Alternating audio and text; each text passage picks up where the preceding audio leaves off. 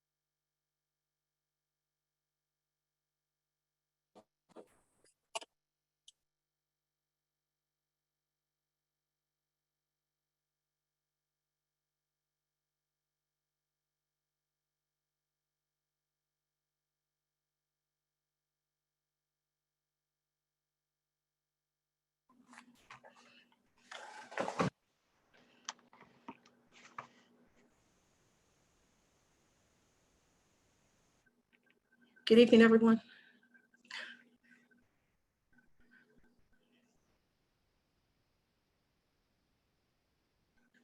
I'm just trying to check my microphone. If someone could say yes, they hear me, that'd be fantastic.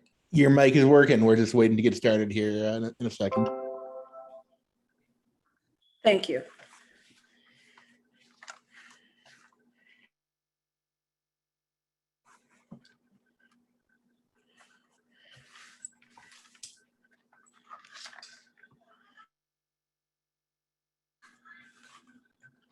Good evening.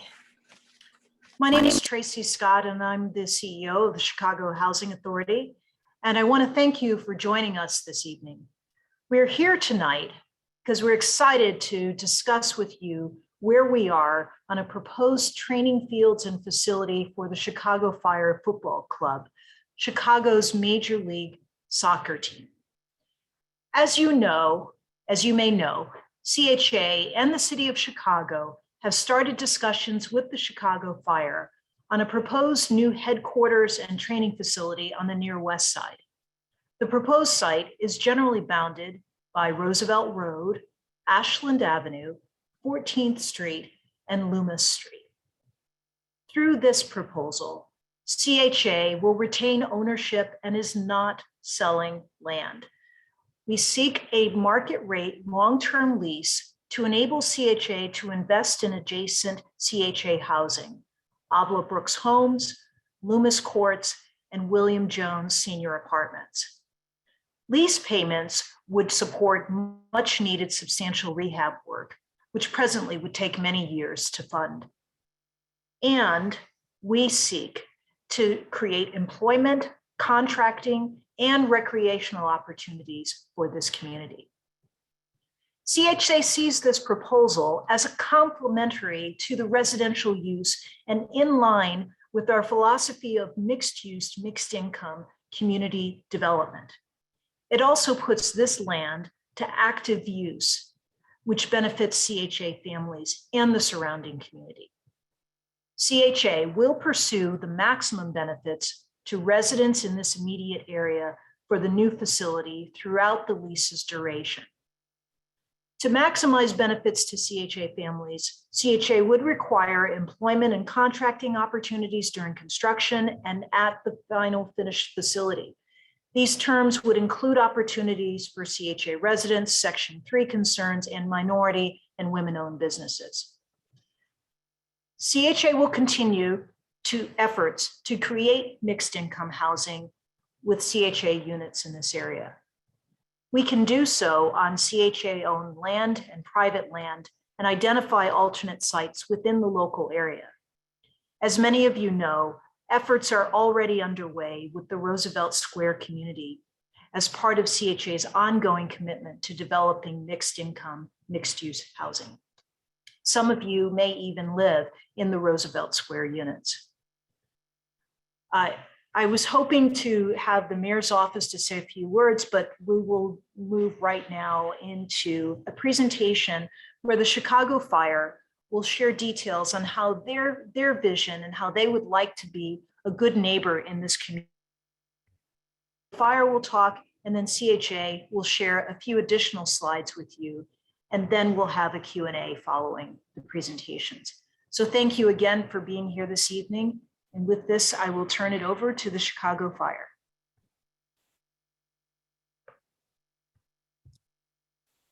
Thank you, CEO Scott, for introducing us this evening. I did want to thank everyone for attending today's meeting. This evening, we look forward to presenting a proposed development for the Chicago Fire's new performance center. I do want to emphasize that this is a proposal.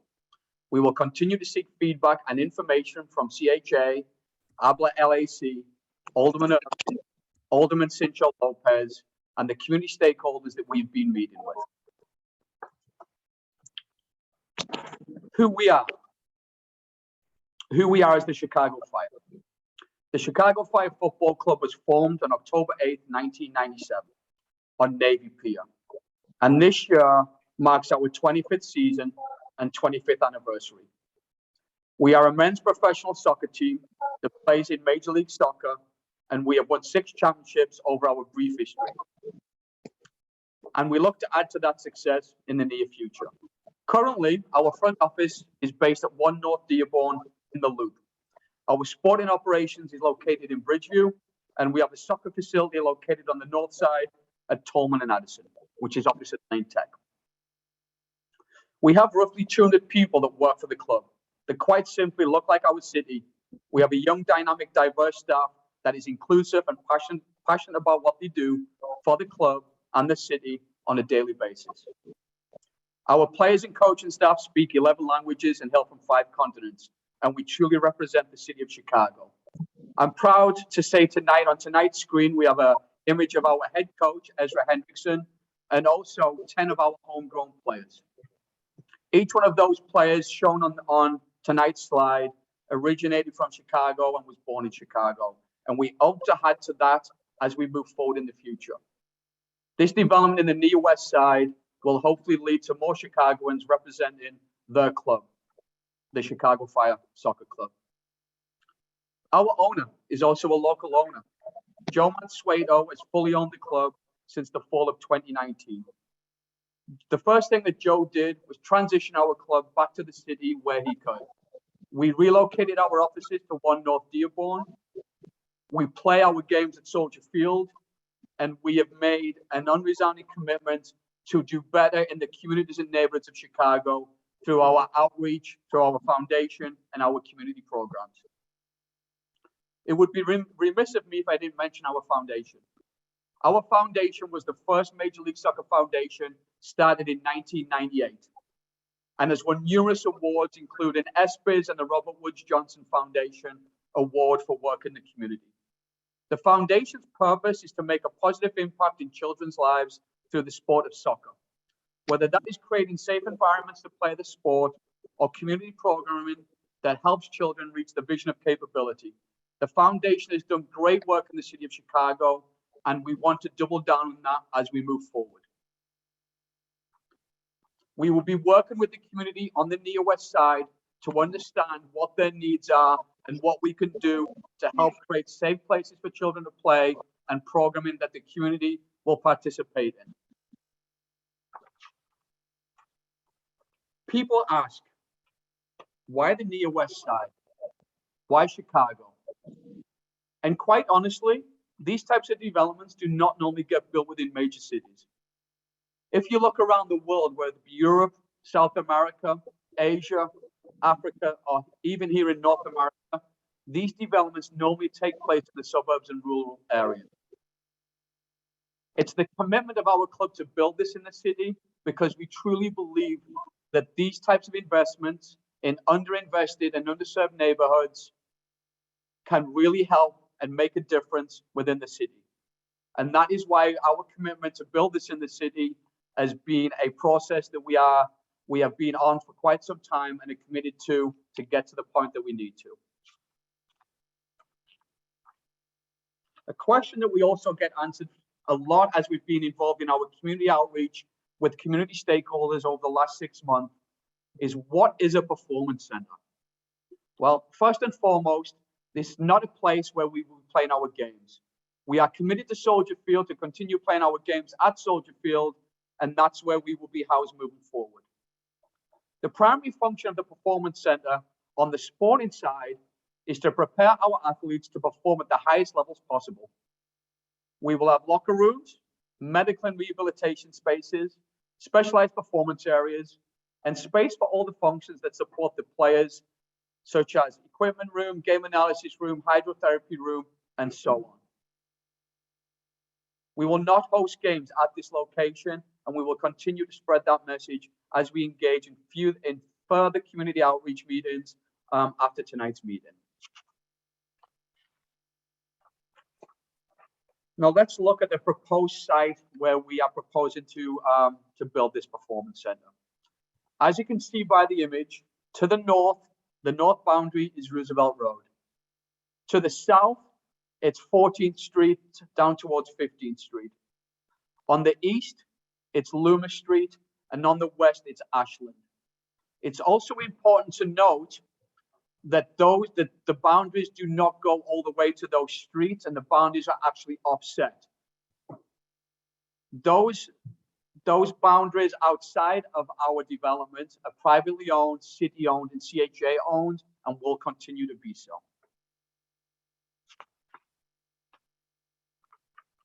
Now, what are we proposing to build on the site? What is a performance center? Currently, our proposal consists of 6 soccer fields. 3 of those fields will be grass, primarily used for our first team. The other 3 fields will be synthetic fields, which will be primarily used by our academy and our community soccer teams. All the fields will have lights, although only 3 of the fields will be used in the evening. The synthetic fields that are marked A1, A2, and A3.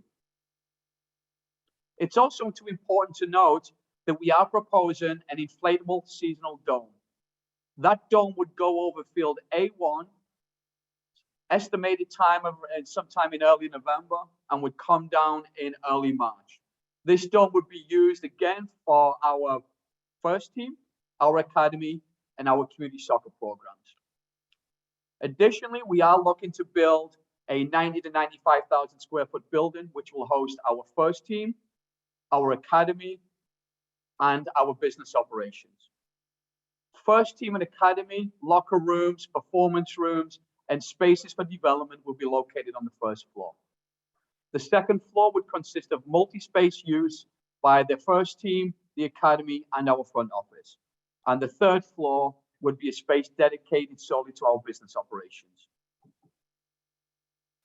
Additionally, we would be proposing parking on the site for our 200 employees that turn up on a daily basis. That parking is located to the south of the building, and that we are also recommended parking for our first team players, a small parking lot just off Loomis.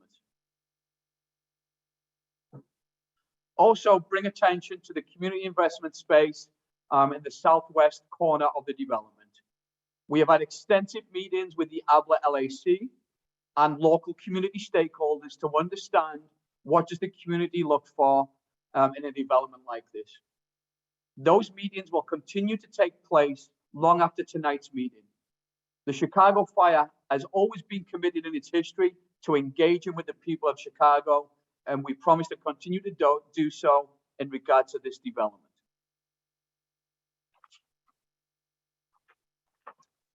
As we move forward to the next slide, the next couple of slides will actually showcase the potential design of a new building. It's important to note that we're not looking just to build a concrete block structure, that we're looking to build something that fits in with the neighborhood and actually adds to the neighborhood's beautification. This view gives you a view from the north side of the building looking south, and what you can see there is obviously floor-to-ceiling windows to let light into the building and a view of one of the academy fields. Also with this development, as part of the engagement process that we have undertaken with the ABLA LAC and with the community, it is very apparent that the neighborhood needs an east-west connection from Loomis Avenue to the retail corridor on Ashland. We are proposing a pedestrian greenway connector that will be accessible for pedestrians, for cyclists, and for vehicles. It would be tree-lined and a sidewalk for safe pedestrian use, and this would help the people from the Brooks and Loomis homes to have access to the retail corridor on Ashland.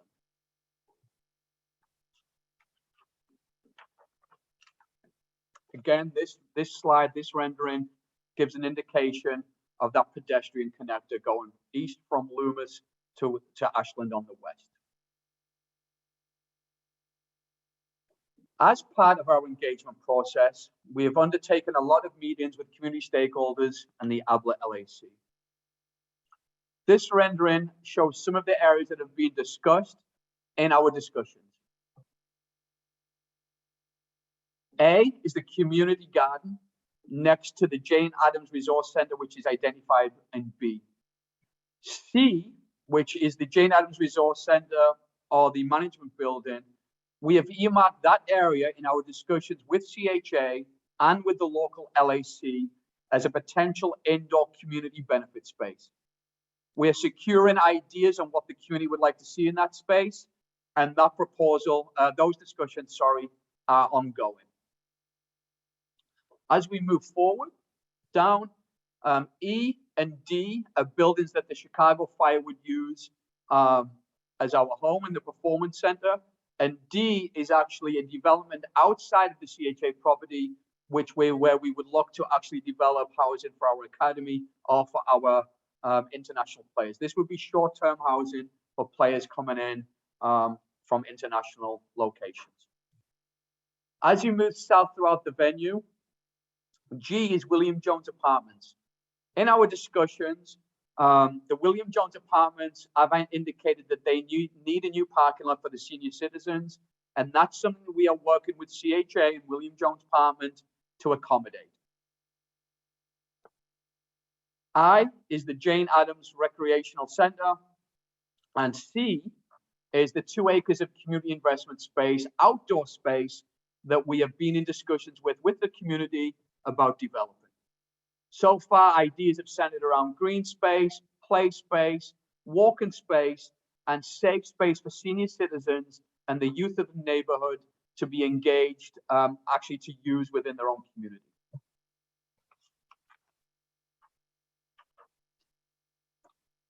As I touched on earlier, our foundation has been doing great work within the city for over 25 years.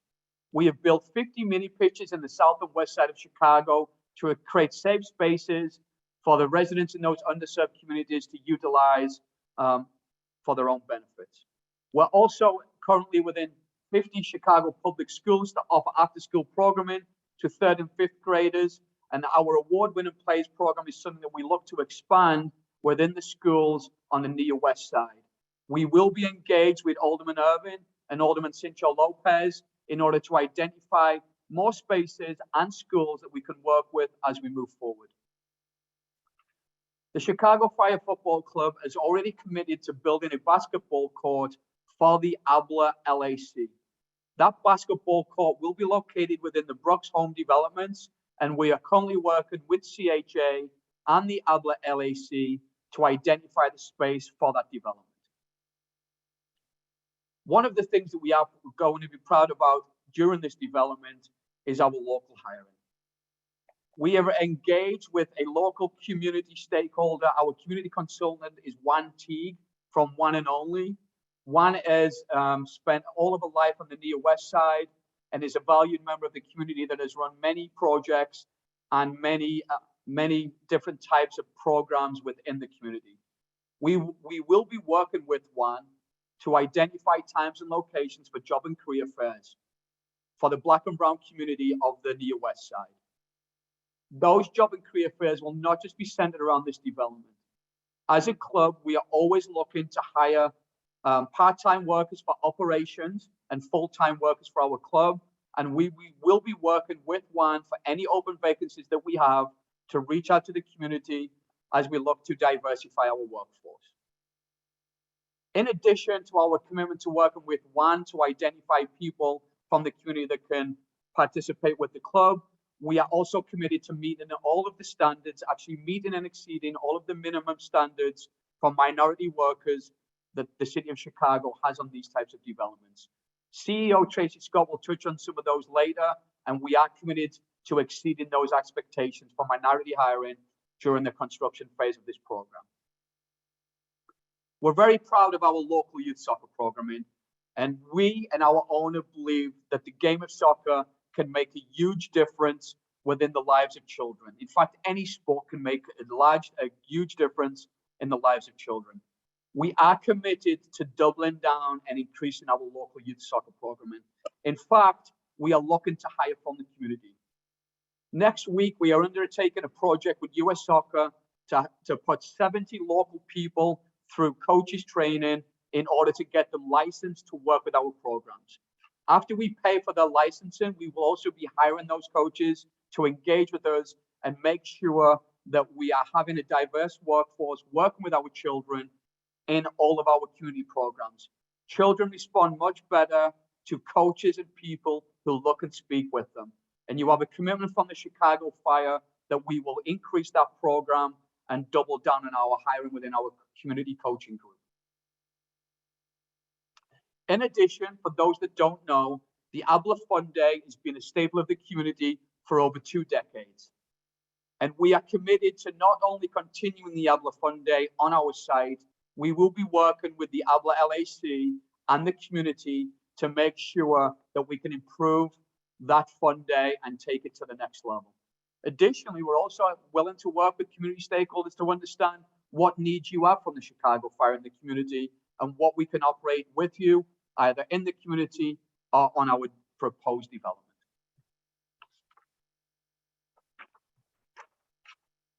Next, we would like to walk you through a little animation of what our proposed development looks like.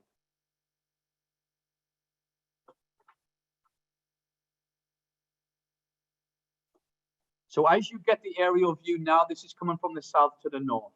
The dark green fields, those will be grass fields primarily used by our first team players. I want to emphasize that we are looking for a lot of trees to be outside the boundary of our development. We want to make sure that our development is welcoming and is seen as an additional benefit to the community. As we're moving south of the development, now you can see the parking lot that's being proposed. This view comes from the Ashland side and is moving from west to east as we're moving over the development. You can see our building there, which will home the Chicago Fire front office and sporting operations. As we swing back around now, you can see the view from the south to the north, and then you can see the view from the west to the east. We truly believe this proposed development will be an added benefit to the community and can stimulate further development along the Ashland corridor. As we swing around now, you'll be able to see this is the view with our proposed seasonal dome that would go over field A1. Again, this would be located on the Ashland boundary of our development. And with that, we look forward to answering questions at the end. And I will pass this over now to CEO Tracy Scott. Thank you, Paul. If we could move to the next slide. At CHA, we really see that this is a partnership with the Chicago Fire, and it's an opportunity to invest in our families and in this community. By executing this lease, we can secure substantial funds to rehabilitate CHA housing while also creating employment opportunities for our residents and community members. What you see below are 5 highlights of the discussions that we've already had with the Chicago Fire and with our residents.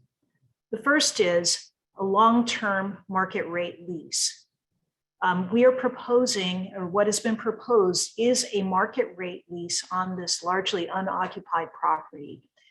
This would be complementary to the housing, to its use as housing. Those lease payments, CHA is would be committing to the community and to our residents to help fund the rehab of the public housing at Abla Brooks Homes and Loomis Courts, which are directly across from the site. Additionally, we've had long discussions about how the Chicago Fire would provide opportunities for our residents, both jobs as well as, frankly, career building activities that help with youth and young adults and internships. In addition, the Chicago Fire is committing to identifying and meeting the goals around minority and women and disadvantaged business enterprises, as well as Section 3 contracting. The fourth area that I'd like to highlight is this outdoor space. So we know this site has been vacant for a while, and there's a lot of green space there that's been used by the community. In this case, there will still be around 2 acres at the south end of the site, as you saw in the previous slides, that would be community green space. We have not planned or programmed this space yet. This would be a conversation that we will continue to have with the community about what happens with that acreage. In addition, the Chicago Fire has looked at how they would help us enhance the Jane Addams Family Resource Center, which is located on Loomis Street. In that resource center, the residents, for CHA residents, have asked for greater accessibility and expansion of the space so that they can use them for community events, as well as in support of resident activities. And then the final area that I will point out, and it is a very obvious area, and we'll talk a little bit more about this, is the William Jones Senior Apartments.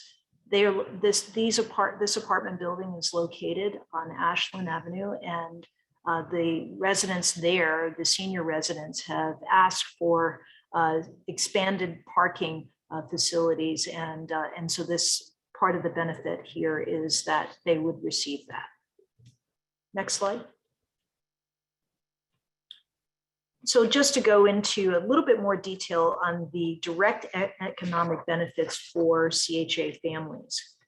Through this lease, we will work with the Chicago Fire to set goals for Section 3 workers, businesses, and MWDBE businesses. We'll seek opportunities not only in the building and the construction of the facility, but also long-term employment opportunities in the operations of the Chicago Fire.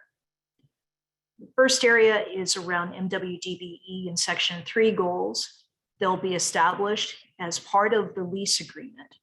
And in doing that, the CHA's goals around this are at least 40% of the project goes to MWDBE businesses and at least 10% to Section 3 businesses.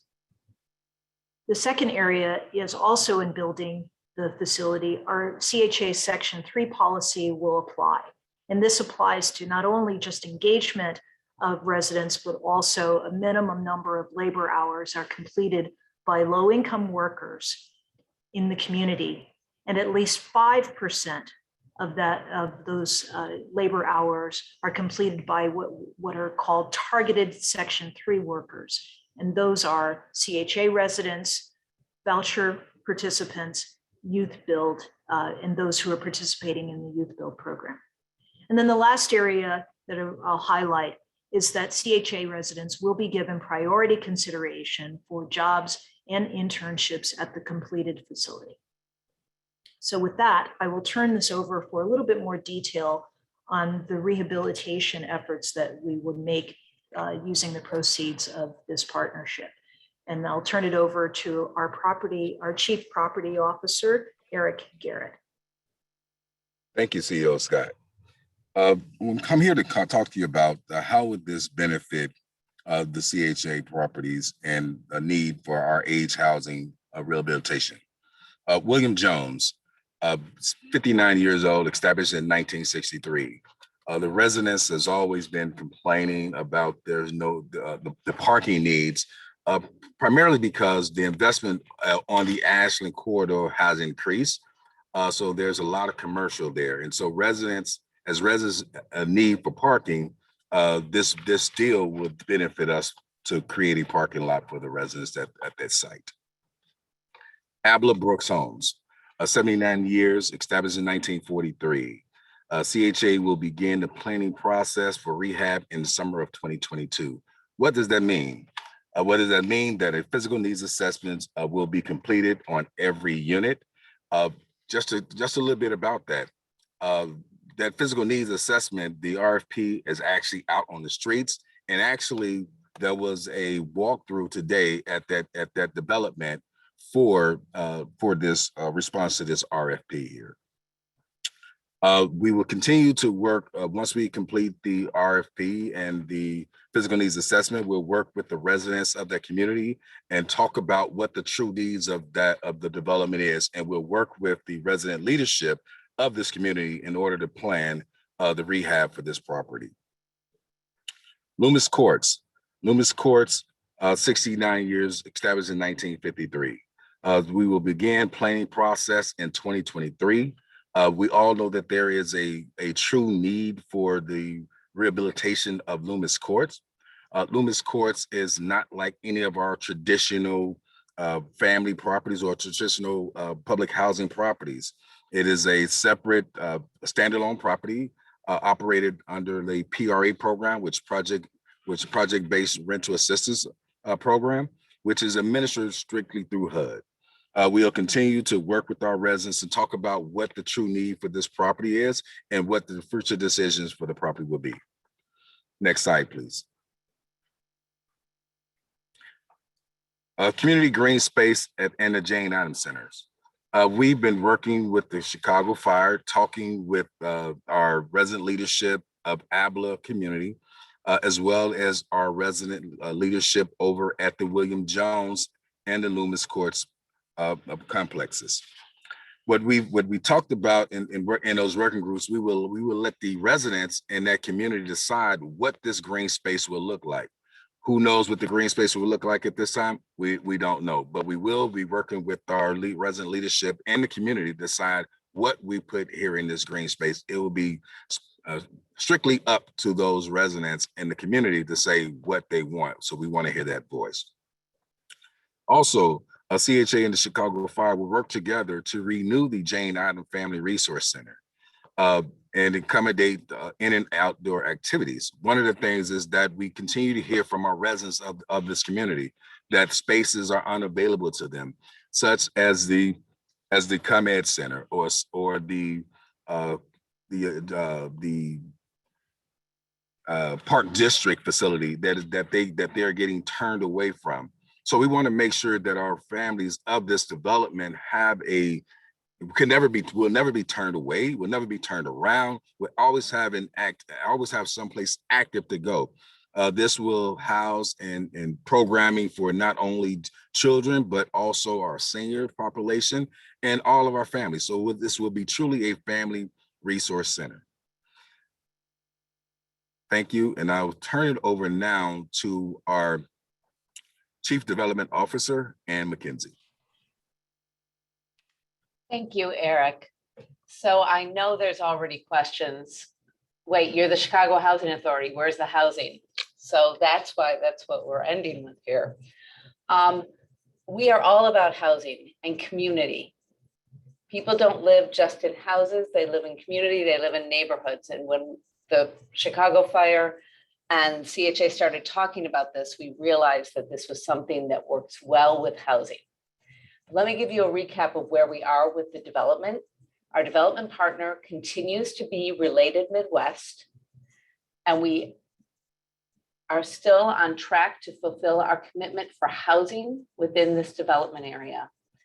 So far, we've delivered nearly 800 total units with 280 for CHA families. Keep in mind that everything that we are delivering back to these sites is mixed income. And in this case, it's mostly been mixed use also. The Related and CHA continue to work. In fact, right now we are in the end of the planning and in for permit and everything for the next 3 buildings. They will go under construction this year. And that is an additional 207 units, 75 of which are for CHA. And then we have multiple sites still available. In fact, the next slide, I think, is probably the most helpful, because I think a lot of people are saying, where are you going to build the housing? Well, this slide helps you with that. What you see here is a large area with a maroon outline, which is all of the redevelopment in the CHA. It's the redevelopment area. Some of that clearly does not belong to CHA. So stick with me and look at the colors. So if you look first to the west, the large red area is what we're proposing for the Chicago Fire. That is approximately 25.5 acres.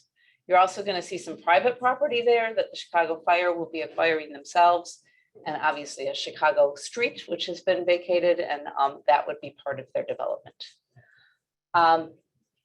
So if you look at the rest, you're going to see a lot of dark green with letters on that. That is what we're working with Related Midwest on right now.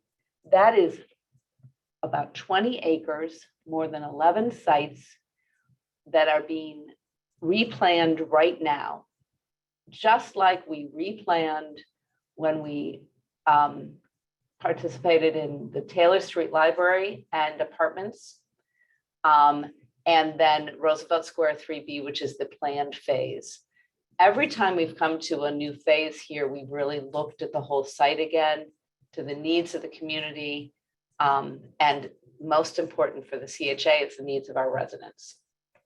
So we've looked at this, and you'll see there's a lot of land left. Again, this is 11 different sites, and we've seen a lot of development in this area that we want to complement and not ignore. So starting along Roosevelt, you will see north of the site under J. Thank you, Anna, who's pointing this out. That J area, that belongs to the CHA, and there's some city land, which we of course are working with them. So that is available and under planning right now for some nice housing. You did hear the Chicago Fire talk about south of their facility, down along 15th. And I'm having trouble seeing it, but that's because my screen's not working. But there is a site down there, which is across 15th, is really developed with housing lately. So we would develop that site just south of that new planned community space. Also, over at Blue Island in 15th, that is across the street from a new beautiful development. So that really lends itself to relooking at what the plan should be for that. So Roosevelt has become quite the opportunity for housing, and quite the opportunity for people where people want to live. Our residents, market rate residents, other affordable housing renters. We are not forgetting the home ownership commitment that Related made. Related is still working on home ownership, and we are looking at a lot of that up just north of Roosevelt, where I tend to call them the missing teeth. So you will see in between where the yellow buildings are, there's some green. Some of that will be rental, some of that will be home ownership. And then up near Taylor Street, I certainly hope all of you share my excitement about what happened and the excitement of the new Taylor Street Library. And we have been working with Related to make sure that they take design, as they usually do. They take design very seriously, and every building makes a difference in this community and complements the lovely community that's already there and gives a beautiful home to our residents and the other residents who move in. Related Midwest is still working right now with a new planner. There'll be multiple follow-up meetings regarding that. both with the CHA residents and the wider community. And this will require some zoning amendments, so there'll be many more opportunities to complement on that. Today is about the Chicago fire, but we did want to give you this background on the housing.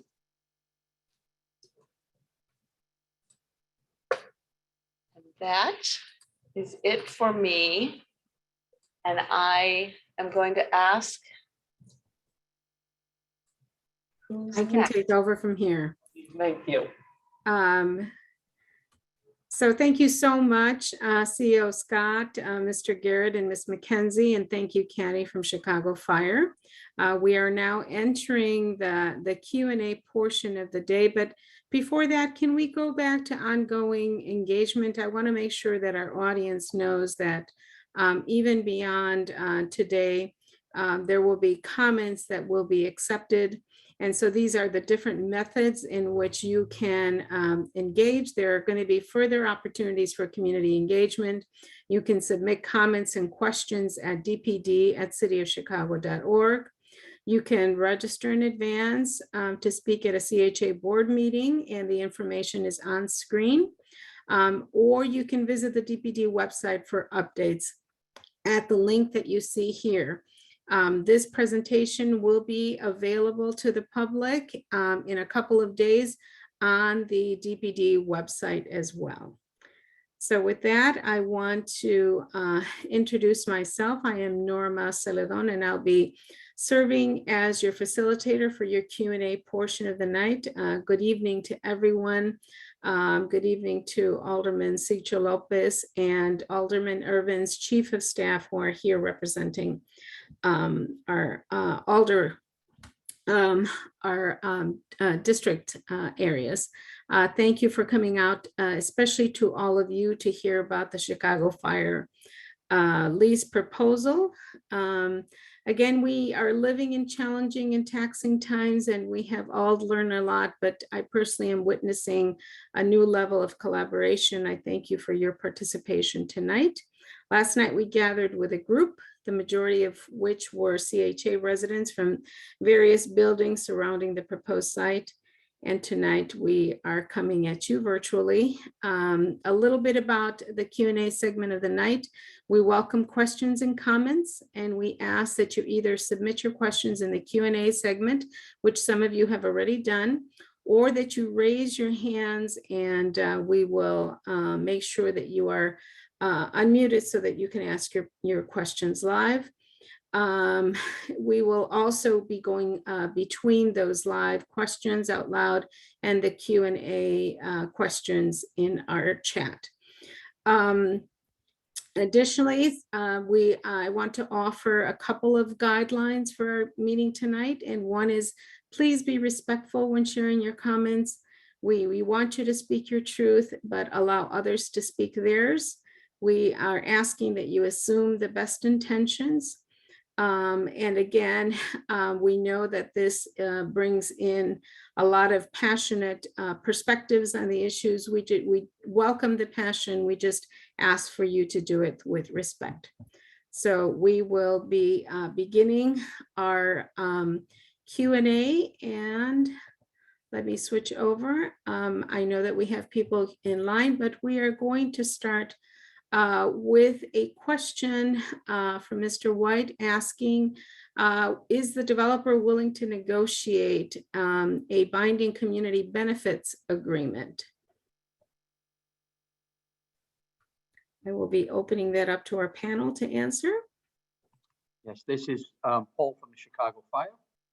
To answer that question, the Chicago Fire is committed to working with the Diablo LAC and the community to identify what the community would like to see in the community investment spaces that have been identified throughout the project. And we will be working with CHA to memorialize that in our agreement. Thank you so much. And now we are going to go to a question from Mary Tyson. And just to let you know, for the live questions, we are providing 2 minutes. You may have me interrupt you in case it goes to the minus 30 second mark. so that you can wrap up your comments. So our first question goes to Miss Mary Tyson. Please go ahead and ask your question. Hello, everyone. Can you hear me? Yes, we can. Thank you so much for allowing me to be part of this participation. I just want to say I've lived here since I was born. And that field is actually a field in which I was implemented to be allotted to be a cheerleader in.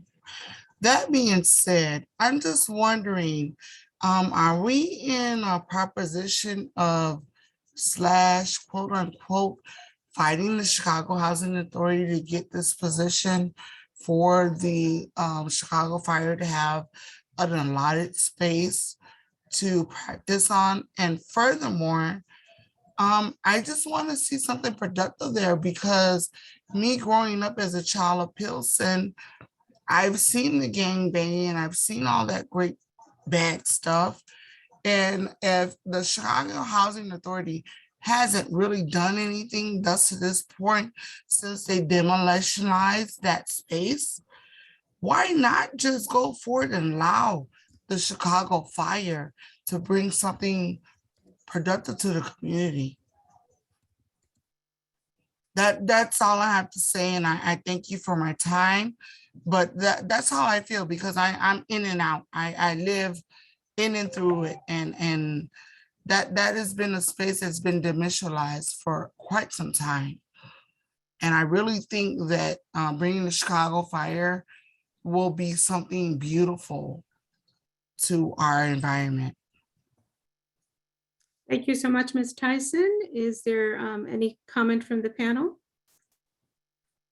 Well, thank you, Ms. Tyson. This is Tracy Scott with CHA, and I thank you for your comments.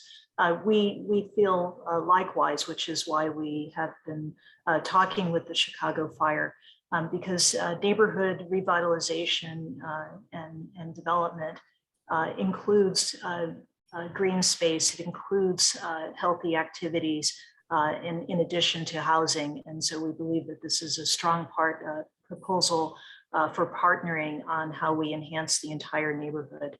And that property has been sitting vacant for 20 years. And so it is now time for us to do something productive with it. So thank you very much for your comments.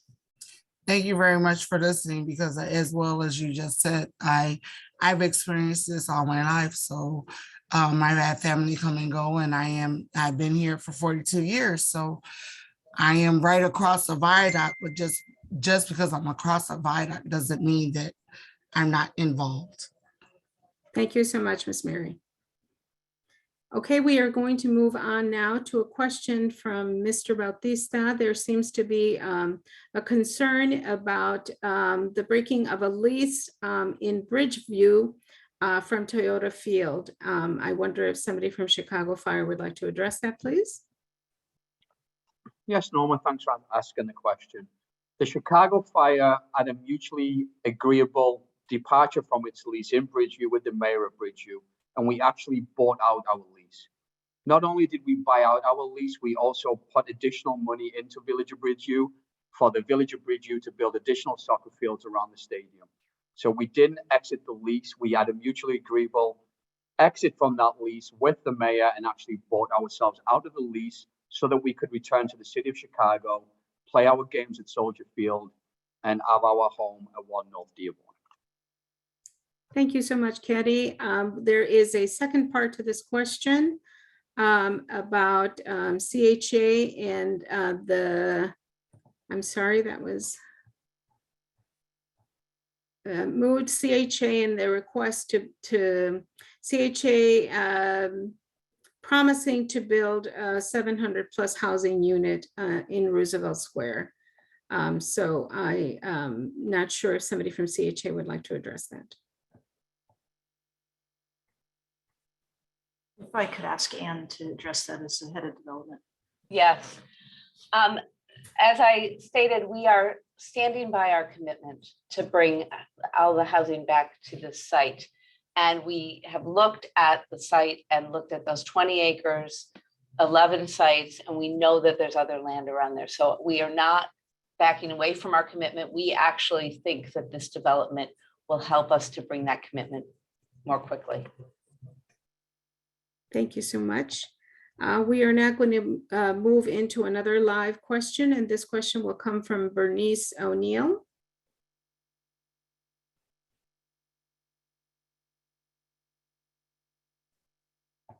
Ms. O'Neill, please go ahead with your question.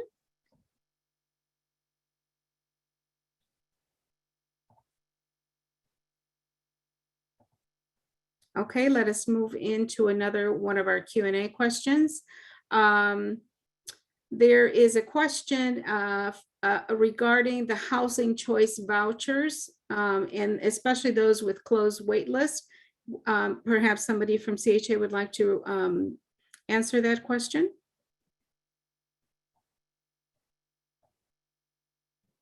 I'll address it.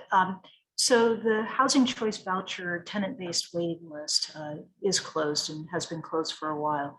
We are currently almost at 100% utilization of all the vouchers that CHA has available to us, and we pull families' names as we see any turnover with those vouchers. We do, however, our public housing waiting list and our project-based voucher waiting list are open. And if you go to the CHA.org, anyone who's interested in housing or needs assistance, we encourage you to go there and check out those waiting lists. They are site-based. And so it allows you to identify the area that you would like to live. And it also gives you an estimate of availability based on the sites that you choose. And so we encourage you to go to thecha.org to check out waiting lists.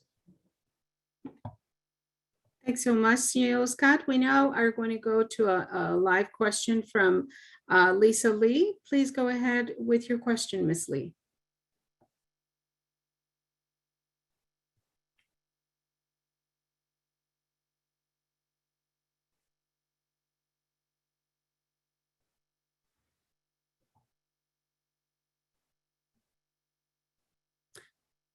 Okay, I am going to go down the line and Did you not hear me? no, we did not, but we can hear you now. Oh, can you hear me now? Okay, great. Hi.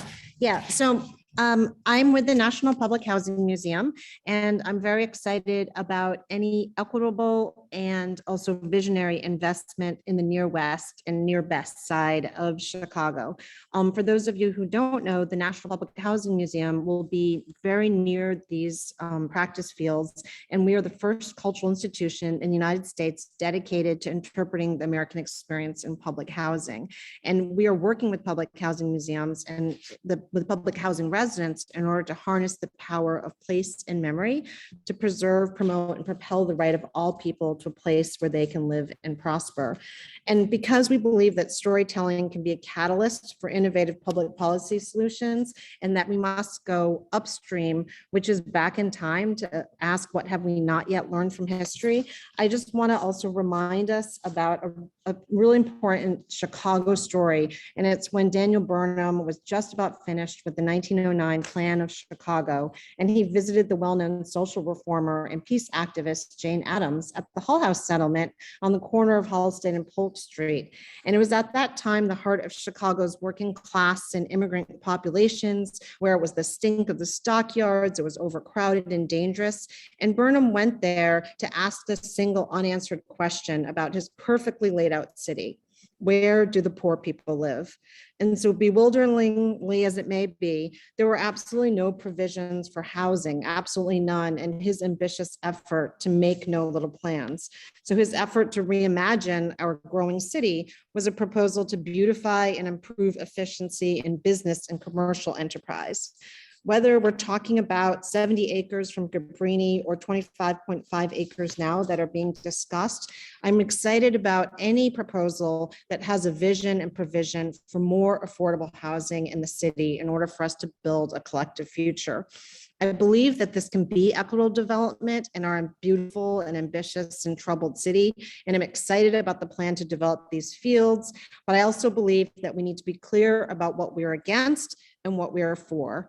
We need to be against any further displacement, against racial capitalism, against policies that further segregation, against erasure and silencing. But more importantly, we can be for many things, like this vibrant community benefits agreement with lots of input from the ABLA community. We can be for economic growth that is focused on cooperation and solidarity economies. We can be for more land trusts that not only protect the land from profiteering, but acknowledge that this land is actually stolen land of the Potawatomi, Ojibwe, and Odawa peoples. And we can be for vibrant civic organizations like the National Public Housing Museum that can convene and hold businesses accountable. I think this project can be careful and not careless, that it can happen with collective care and community-centered solutions, as long as we acknowledge history, as long as we shift power, and as long as we embrace accountability. So I'm thankful to CEO Scott for the intentionality that she and other people of CHA are going about. I really call on the Chicago Fire to not only live up to everything that they've presented here, which is truly exciting, but also to exceed every sort of the wildest ambitions, to unleash our radical imaginations in order to make this the development that we can hold up to the world as equitable development for the future of our cities. Thanks. Thank you, Ms. Lee. Okay, we are going to move to a question from the,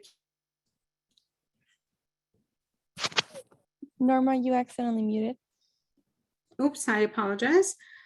So again, thank you, Ms. Lee, and I'm going to move on to another question from the Q&A.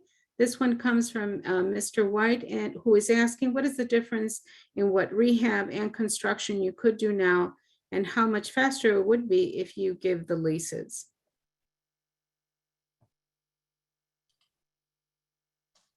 That's probably another question for me. The exciting thing about this lease is, in addition to the excitement that it just brings to the community by developing 25 acres, is a revenue stream allows for that preservation of very, very important housing. So we struggle a lot with preservation versus new construction because you certainly don't want to lose the housing. So that revenue stream should speed things up. I really am working with others to help us figure out how quickly it's speeding us up, but we are already hearing excitement about the next phases of the new construction. And I can't tell you how many years, but we know that it's making a difference. Thank you so much, Ms. McKenzie. And before we go on, I also want to recognize that we have State Representative Lakeisha Collins in this house. So welcome to State Representative Collins. We will now move now to a live question. And up next, I want to go back to Ms. Bernice O'Neill if she is here.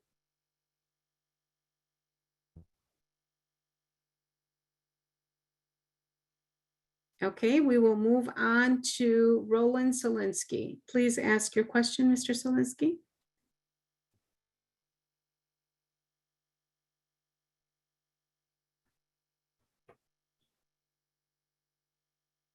Okay, perhaps folks are having trouble finding their unmute buttons, but we will move on to another Q&A.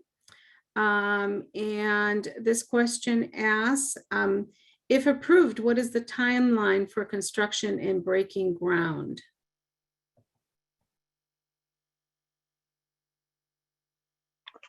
Chicago Fire can answer that question. Currently, if this is approved, we would look to be on the site and being active on the site in late 24. So backing up from there, construction period being a 12 to 18 month construction period, end of this year, October, November would be an ideal start time. But we do look to be active on the site late summer, early fall of 2024. And I think that I'm going to slide over to another question to Chicago Fire. And the question is, how can the adjacent high school, Chicago Tech Academy High, become engaged with the fire, given that we will be neighbors and fire has committed to work with CPS schools? Yeah, giving back and being active members of our home time is part of the club's ethos. CPS is a great partner. We actually have a partnership with CPS. All schools, whether it's elementary, middle, or high school, we have programs designed to accommodate the needs of those schools. Whether it's using our community coaches and academy coaches for coach-to-coach training, whether it's hosting guest clinic sessions, whether it's sharing the resources that the Chicago Fire's professional soccer club has. Each school needs something different. But we are engaged regardless of this development. If there's any school in CPS that wants to work with the Chicago Fire, please reach out to us. We've stated the work that our foundation does. And ever since we've moved back to Chicago, we've added a community soccer program. So regardless of this development, please reach out to us and we'll build a specific program suited to the needs of your students, teachers, and coaches. Thank you so much, Kenny.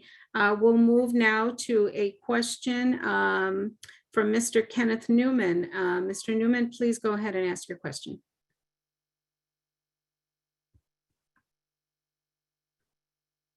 And Mr. Newman, please unmute yourself.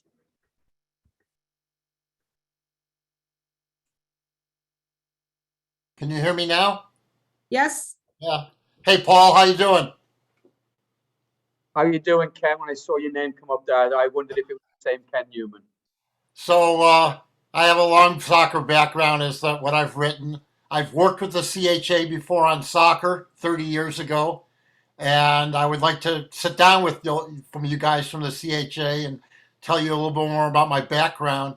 And I'm doing a lot of work right now. Aside from officiating, I'm also working on a potential new soccer league kind of for the southeast side, where there's a lot of poverty, a lot of manufacturing has disappeared, and there are about 15 elementary schools down there, which would be a potential good location for more young kids soccer. That area has been very hard hit due to the loss of jobs. And so I'm really interested in seeing middle school soccer grow. So that's something that both the CHA residents and other CPS students can all become a part of. And I really hope that, when this place is built, that the fire can set aside a field during the girls and the boys soccer season, but more specifically for middle school games, because there are not enough fields for middle school soccer right now. And that's when kids first get recruited for gang activity. So we need more facilities for young people before they get into the gangs. So I just hope that, and Paul, I'd be very interested in talking to someone from your staff about the southeast side. Yeah, Ken, we would love to connect with you on that. The Chicago Fire was the first and only Major League Soccer club to form a partnership with Common Goal. We formed the partnership with Common Goal around a project called the Anti-Racist Soccer Project. Part of that project is to implement our program in the Black and brown neighborhoods of Chicago. And we would love to sit down, meet with our community soccer team, meet with Evan Whitfield, who's been the driver of that program for us, and understand how we can help you. When it comes to your question about schools having access, part of this development being built in the city is so that we have a greater connection and a greater outreach to all people that play our sport within the city. Southeast side, west side, south side, north side. So we definitely want to have those conversations with CPS and with other soccer leaders within our city to see how we can help propel the game forward so soccer is the sport of choice within our city. Okay, sounds good to me. Thank you so much, both of you. We will now move to a question from Q&A. And there is a question, how would we know that the funds received from Chicago Fire will actually benefit the community?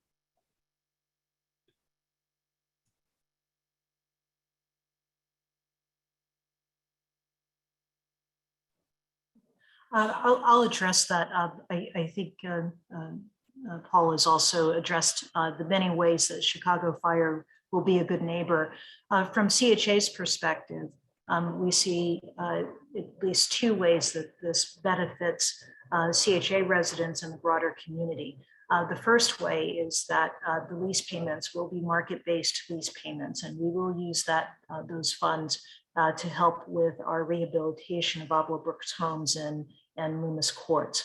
The other area is that in speaking with residents, there were certain needs that they had.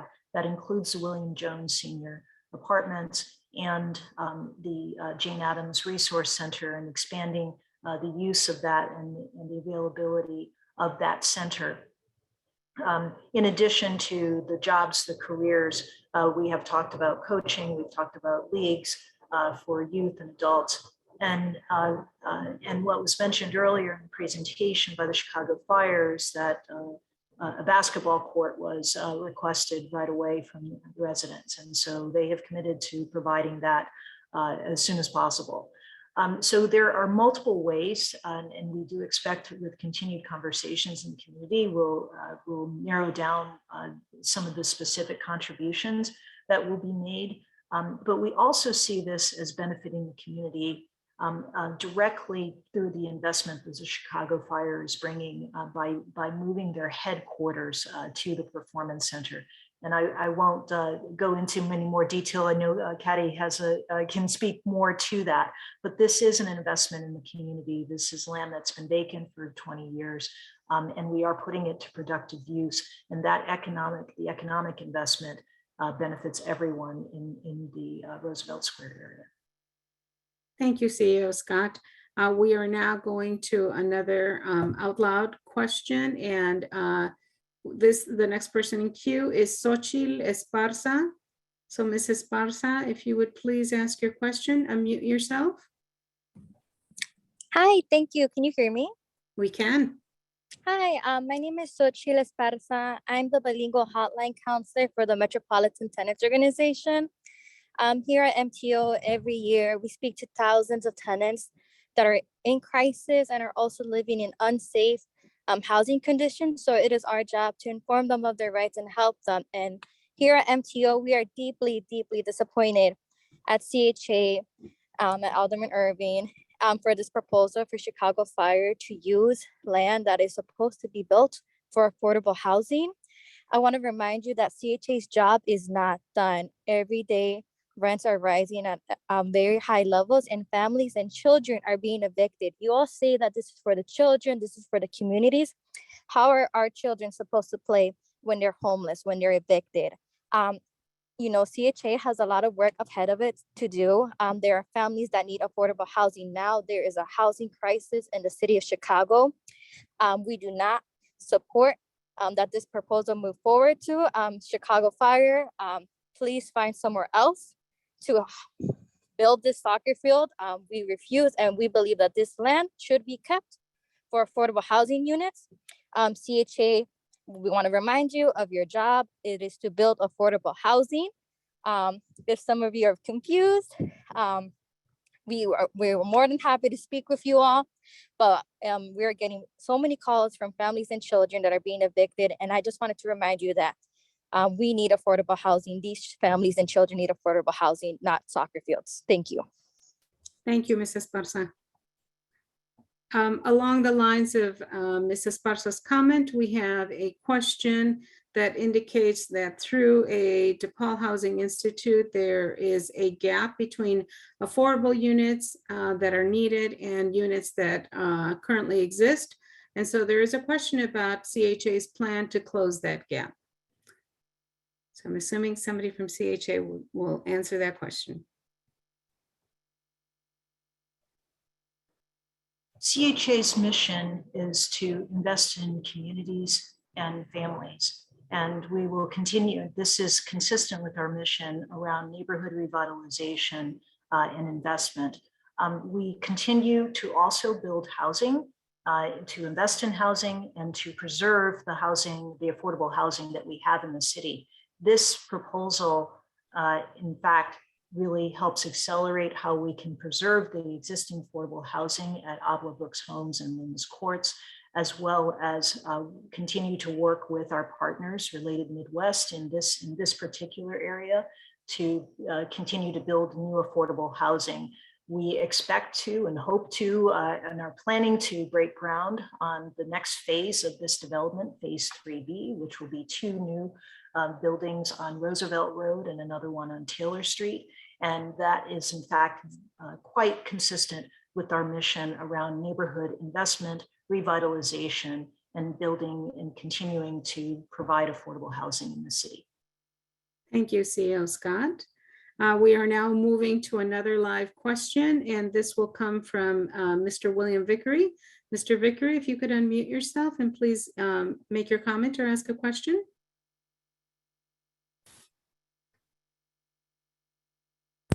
That you're telling us there's going to be an affordable housing building on Roosevelt. You say this project's in the works, it's going to happen.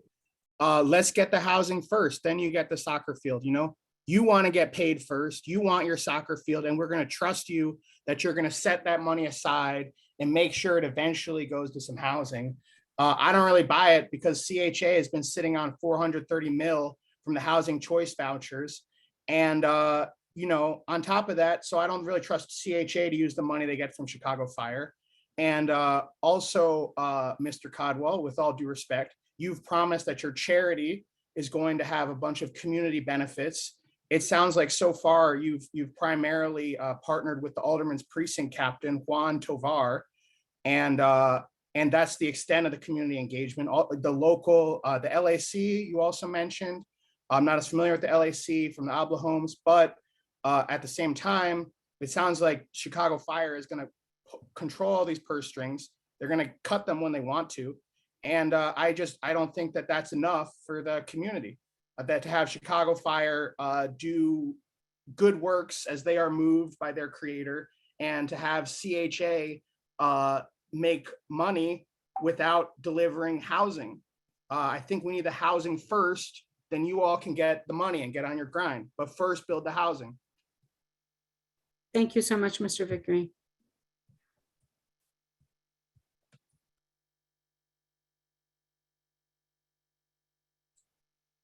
Norma, you muted yourself again. Oh my goodness, I've got to be careful about that. Thank you so much for that. We are now going to a Q&A question, and this comes from Mr. Prorak. I'm part of a church that meets weekly directly north of the site. We regularly have used the green space at the north end of the site. Would our church and community have access to any of the soccer fields, or would those all be fenced off?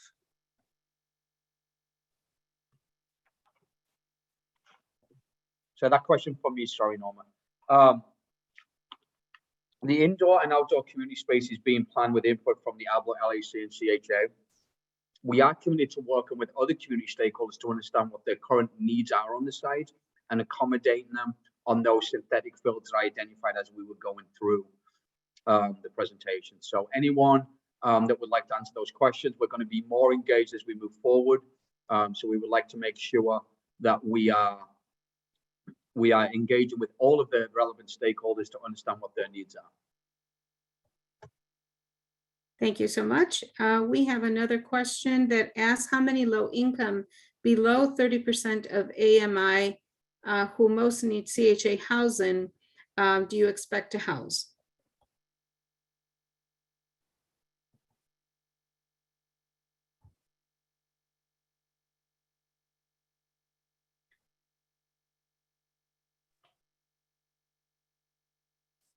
So the majority of our residents are, so inside baseball, area AMI stands for area median income.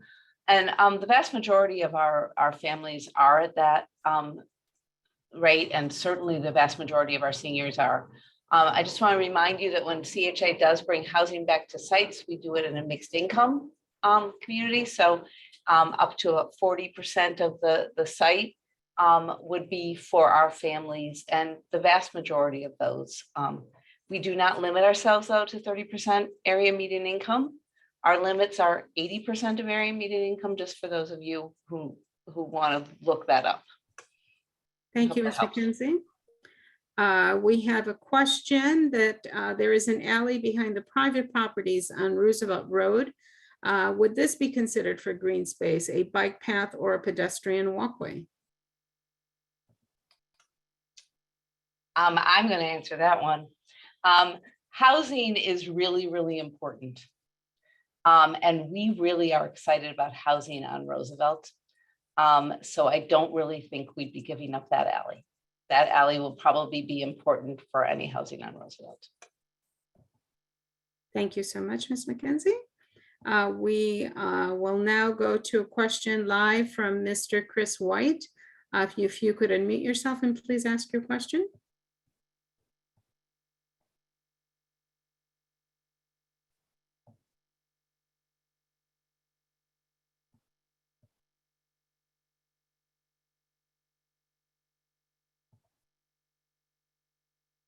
Okay, I am going to move on to another comment. One moment.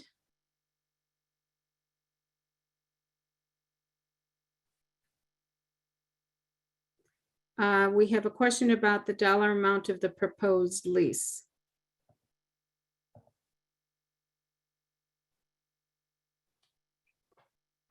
We're still in negotiations on that right now. So our appraisal is due soon, and it will be based on the market rate value of it. Thank you, Ms. McKenzie. We have another question in the Q&A. We are looking forward to the dialogue on this project. The question is, what are the training and hiring practices of people from surrounding communities to ensure community engagement?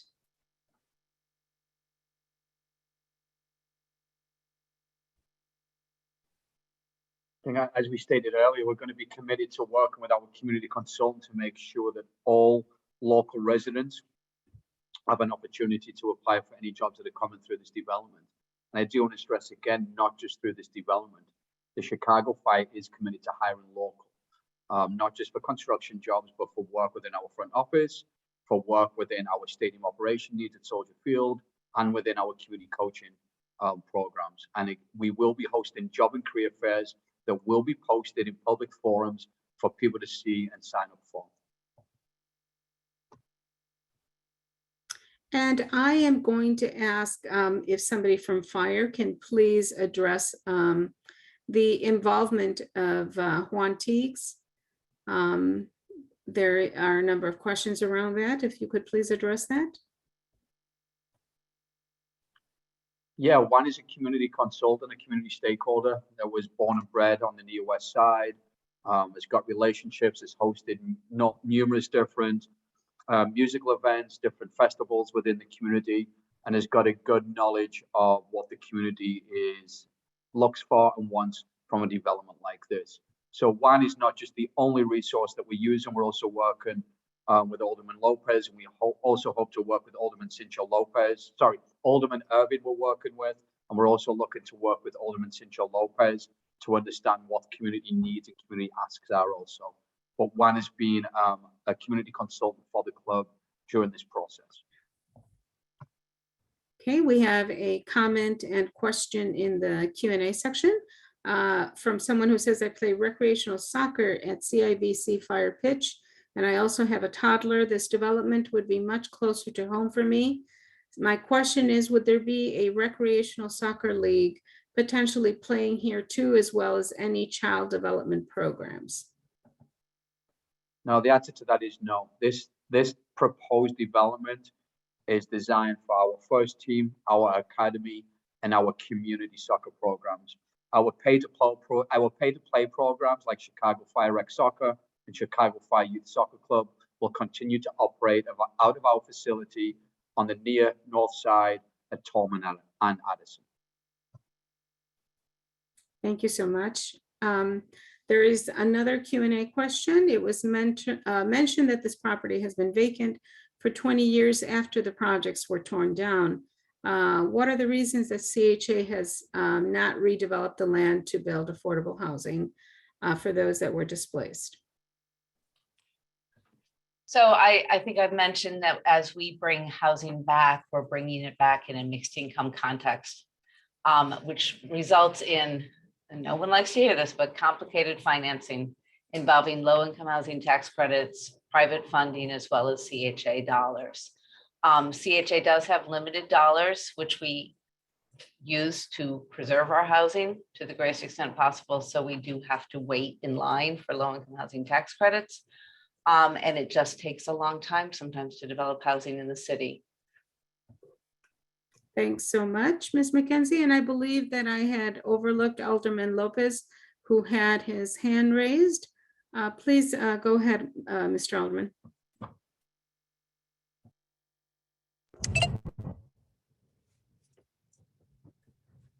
I think that's me. I'm using his account. This is Okay. Rick Collins. So I wanted to know, what is the AMI in that area? Because I know the speaker before you said 80% of the AMI. What is the current AMI? I looked it up for you while we were on here because I saw that question come up. Area median income is for Chicago. It's for a larger area. It is published by HUD every year. You can find it, the best place to find it is on the city's Department of Housing website. But I will give you an example. 80% of area median income for a single person in the city of Chicago in that metropolitan area for 2022 will be $58,400 a year. I referred to the average CHA is closer to about 40 or 50% of area median income, which is 30% of area median income for one person is $21,900 a year. 50% is $36,500. It's a very long chart. So if you want to see it, I suggest you look up Chicago Housing, I'm sorry, City of Chicago, DOH. I'm fully aware of it. I'm fully aware of it. That's why I'm asking a question of that area in particular. Give me 1 second, ma'am. Because affordable housing is not what we all think it is. It is affordable according to the area. So if that area, because of the development that's happening over there, is higher income, then if you're going to do 80% of that, that means that the normal person who don't make that type will not be able to get into a unit that they have to pay 80% of that income. So that's why I asked the question of how much is the AMI in that particular area where you all are going to do that development. So And I guess apologize. it's okay. I guess another question, because I don't want to take up too much time because listening to everyone. Another question is, will you be seeking any type of state subsidies for this project? Or is this all Chicago-based, city-based? Is that for the fire? Yeah, no, the proposed development is 100% privately financed. In fact, our use of this land will move it from tax exempt status back to a taxable site on which we will pay taxes. Okay, and last question. I know earlier when you all were giving the presentation, I think Ms. Scott said something about, and quote me if you don't quote me if I'm wrong, but said something about that CHA residents will be prioritized for the hiring. What would be the qualifications? Do you already know the qualifications? Because I know I hear that a lot from just different folks. They'll say, yeah, we'll hire from within the community. But if you're gonna hire and make it a priority for CHA residents to work on this site, then I would like to know what will qualify those residents to get those jobs. Would there be any barriers that'll keep them from working? And then that's it. Okay, thank you. Thank you so much for your questions. And that's a fantastic question to ask. And it's something that we continue to raise in any of the discussions, which is that this is CHA land, and we are committed to providing opportunities for our residents. Under HUD Section 3 rules, there is a requirement, there are requirements, and I won't go into the details. It was on the slides, which will be available later, but there are guidelines around the level of engagement for residents in terms of both the jobs as well as subcontracting opportunities for resident-owned businesses. And CHA and the fire have continued to have that conversation, and they are committed to meeting those goals that provide opportunities for CHA residents specifically. Thank you, Ms. Scott. Thank you, CEO Scott. And I believe the next question here is for Chicago Fire. There is a question, what happened to this project in Belmont Cragen? I believe that we did answer that in the chat, but I'm also happy to answer here. Quite honestly, we love the Belmont Cragen. We've been there for 2 decades. We've got very strong relationships with the residents. And we were very encouraged by the engagement and support we received from the community as we were going through that process. But as we got deeper into those negotiations, it became clear that CPS needed the land to serve local kids and residents, and we did not want to pursue a training center there that displaced any children from land that they needed to utilize for CPS benefits. Thank you so much, Mr. Caldwell. There is a question in the Q&A that is a general question. They are asking about, came in late and asking about being able to see the presentation. And the answer is yes, if I understand correctly. In 2 days, that will be available on the DPD website. There is another question in the Q&A that is asking Mr. Caldwell to clarify. Did you say that there was some housing on non-CHA land for international athletes? Yes, our hope would be to house some of our international players who need temporary housing when they move from overseas to the US. That land would not be part of this development. That land is private land that is not part of this current development or lease. So there's another question, and I believe this may be for CHA. The question is, why not address housing first and then support the soccer field after?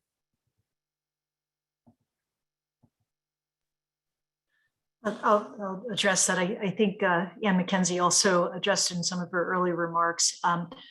We continue to build housing and continue to support the preservation of existing affordable housing. What the benefit of this opportunity is that we will be able to accelerate some of our efforts in essentially in preserving the affordable housing at Avila Brooks Homes and Loomis Courts, which is directly across from this site. Thank you, CEO Scott. And we have a comment actually in the Q&A that says our location is adjacent to the proposed site on Roosevelt Road. We look forward to working and serving all community members as we have at our location and outside of it in the neighborhood for 10 years. And that comes from Rick Kerr. Thank you, Mr. Kerr, for your comment.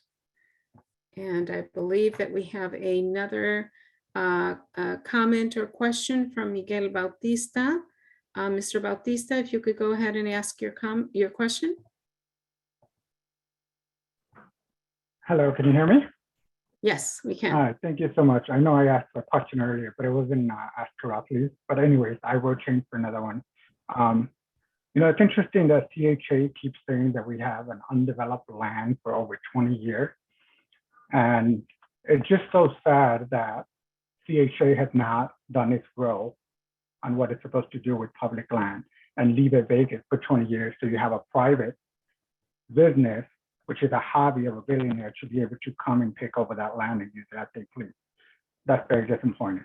But I do have to ask this question regarding the Roosevelt Square. According to the plan, it was supposed to be a 10-year phase. We are at probably, and correct me if I'm wrong, under 22 years of what's supposed to be a 10-year plan. We have not developed the amount of public housing, affordable housing.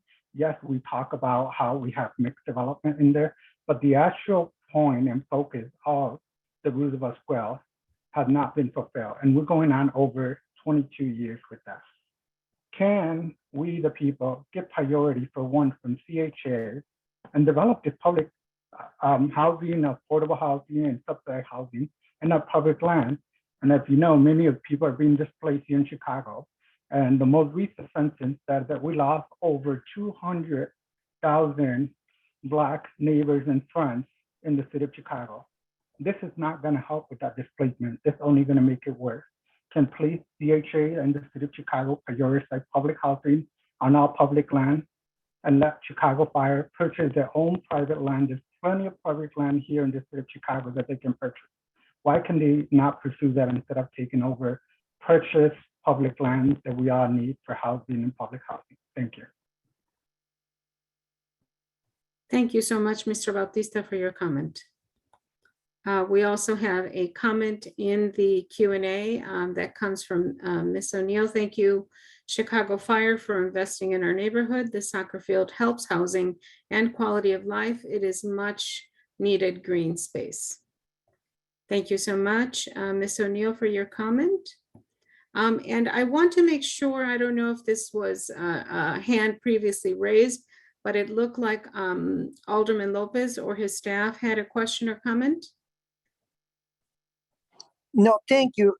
Just a comment, and I just want to echo some of the comments of Representative Collins around the promises made. I think a lot of this keeps coming back around housing. So I think that yesterday we had some similar concerns and questions from CHA residents about the previous commitments that have changed over time. Also, because it seems that because of those delays and the lack of fulfillment of commitments, in fact, some of the earlier comments around even access of CHA residents to current facilities like the ComEd facility, that is still has been an issue of accessibility for the current residents, is just unacceptable. I do think that we need to also prioritize the needs of housing that we're hearing. There's a dire need of affordable housing across the city. So I think what we're hearing from the residents is frustration that the pace of developing affordable housing oftentimes is much slower than private development. And we do have a serious issue of homelessness and other issues for families. So I just hope that CHA is also hearing that those comments as well. We hear them loud and clear, and the need for accessibility and affordability, even for those facilities like the ComEd Center, that must be more inclusive when public funding has been allocated for that, and that the residents are hopeful that these comments are taken seriously by the CHA. Thank you. Thank you so much, Alderman. And does anybody want to respond? There was a question about the ComEd Center. Would anybody like to make a comment about that? Hi there, Juliette Azimi from the Chicago Park District. I can comment on that. As you know, the ComEd Rec Centers, it opened recently, opened in 2020 during COVID. So we're still finding our balance of programming, programmed time, open time, rental time. And I think that we're working closely with the community to meet the needs. At this time, we set aside at least 25% of program spots that are set aside at no cost for CHA residents, and it's open pre-registration, so before it opens to the general public. So, and we also have discounts on rental, and we work to accommodate many other community events. And in fact, we held one of these meetings at the ComEd Center last night. So it's a work in progress, and we're always open to hear comments from the community to be more welcoming to the surrounding residents. Thank you so much, Ms. Azimi. Okay, I don't see any other questions queued or anybody else wanting to say something. So I am going to move to close. And I am going to ask CEO Scott to close us out for the night. Thank you so much, Norma. Thank you, Alderman, for attending, as well as to the Chicago Fire for joining us in this discussion. And thank you very much to the community for all of your input. We are listening closely. I do believe that we have identified ways that we can meet both the commitment that CHA has to both housing as well as the long-term revitalization and investment in our communities at large. And so I really appreciate your comments. We wish you the best and look for more information coming soon. Good night. Good night, everyone. Thank you again for caring for your community and for being here present to hear about the Chicago Fire proposal.